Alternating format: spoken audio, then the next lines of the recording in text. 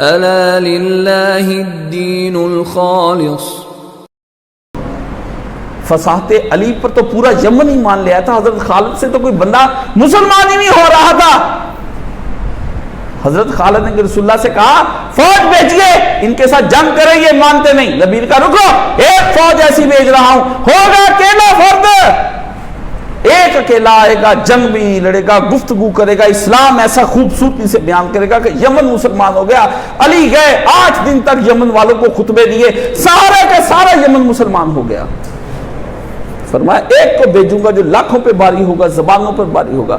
جنگ کرنے سے پہلے کہا علی جنگ سے پہلے دین کی دعوت دینا بہت ضروری ہے، تو فصیح و بلیغ ہے، جنگ لڑتا ہے تو ایسی کی تیسی مذہبوں کی دے دیتا ہے، لیکن زبان کا ایسا استعمال کر کے وہاں دکھائیں کہ لوگ ایمان لے آئیں مجھ پر، تیرے نبی کا اقرار کر جائیں۔